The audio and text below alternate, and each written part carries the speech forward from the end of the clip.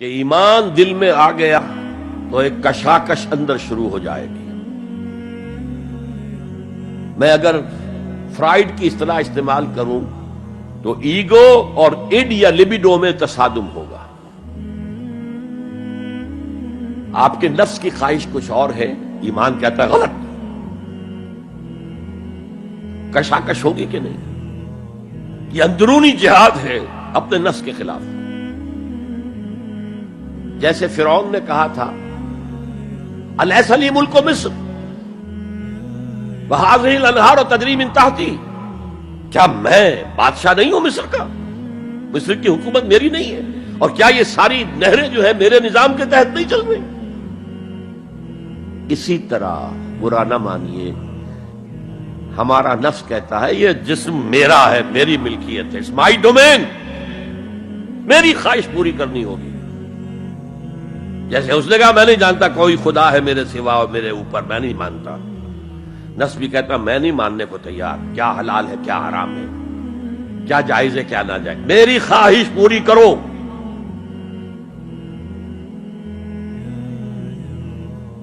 اس کے خلاف جہاد، یہ پہلی منزل کا جہاد ہے۔ اور آپ کو معلوم ہے 3 منزلہ عمارت ہے، تو بلند ترین تو ہے تیسری منزل، اہم ترین ہے پہلی منزل۔ پہلی منزل بنے گی تو دوسری بنے گی، دوسری ہوگی تو تیسری بنے گی نا۔ پہلی منزل یہ ہے اور اہم ترین یہ ہے۔ اسی لیے مولانا روم نے کہا نفس ماں ہم کم ترس فرعون نیست، میرا نفس بھی فرعون سے کم نہیں ہے، لیکن ایراعون نیست، اس کے پاس لاؤ لشکر تھا، اس نے زبان سے بھی کہہ دیا تھا انا ربکم الاعلی، میں ہوں خدا۔ میرا نفس بیچارہ اس کے پاس کوئی لاؤ لشکر نہیں، زبان سے تو یہ کچھ نہیں کہتا، اندر یہی کہتا میں بادشاہ ہوں اس وجود کا، میری مرضی پوری۔ اسٹرگل اگینسٹ دس بیسر سیلف، ایک سیلف ہے اونچی سیلف، خودی، انا، ایگو، اور ایک ہے یہ بیسر سیلف، یہ ہماری جبلتیں جو اندھی بہری ہیں، جو حلال اور حرام سے انہیں کوئی غرض نہیں ہے، ان کے خلاف جہاد کرنا۔ آپ نے فرمایا صلی اللہ علیہ وسلم المجاہد من جاہد نفسہ، اصل مجاہد وہ ہے جو اپنے نفس کے خلاف جہاد کر سکے۔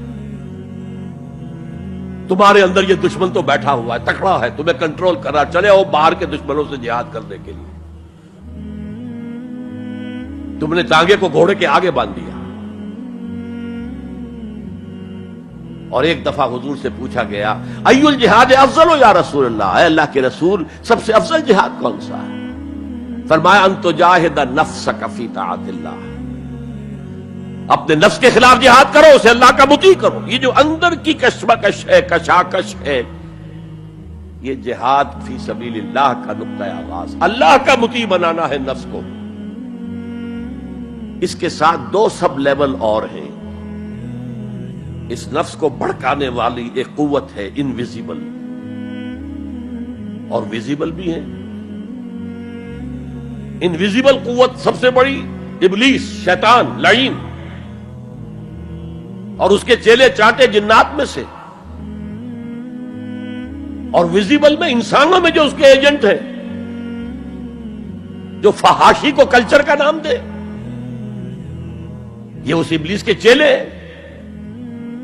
ان کے خلاف جہاد نہیں کریں گے آپ، اگر آپ ان کے خلاف ایگریسو ایٹیٹیوڈ اختیار نہیں کریں گے تو آپ ان کے دباؤ میں آ جائیں گے۔ ان الشیطان لکم عدوا فاتخذوہ عدوا، اے لوگو یہ شیطان تمہارا دشمن ہے، اس کو اپنا دشمن سمجھو۔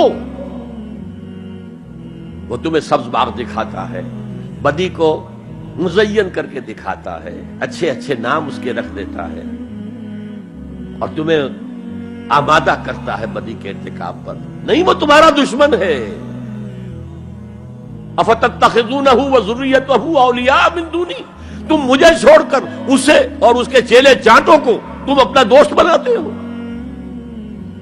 نہیں، شیطان کے خلاف جنگ کرو۔ اور تیسرا اس پر سب لیول کیا ہے؟ معاشرہ اگر بگڑا ہوا ہے، اس کا عمومی رجحان برائی کی طرف ہے. تو سوشل پریشرز آپ کو ادھر دھکیلتے ہیں. جیسے کہ اگر کوئی موب جا رہا ہے تو اس کے ساتھ چلنا تو بہت آسان ہے، وہ خود ہی آپ کو دھکیلتا ہوا لے جائے گا. اس کے خلاف چلنا بہت مشکل کام. ہو سکتا ہے آپ بڑی زور لگا کے 4 قدم آگے بڑھیں، پھر کوئی ریلا آئے 10 قدم پیچھے لے جائے. تب 2 ہی راستے ہیں، زمانہ بات و سازت تو بعد زمانہ بے ساز. یا تو پیسو معاملہ ہے، زمانہ تمہارے ساتھ سازگاری نہیں کرتا، چھوڑو تم زمانے کے ساتھ سازگاری اختیار کر لو، چلو تم ادھر کو ہوا ہو جدھر کی. ایک یہ ہے کہ نہیں، زمانہ بات و سازت تو بعد زمانہ ستیس. زمانہ اگر تمہارے ساتھ سازگاری نہیں کر رہا تو زمانے سے جنگ کرو، لڑو، ریزسٹ کرو.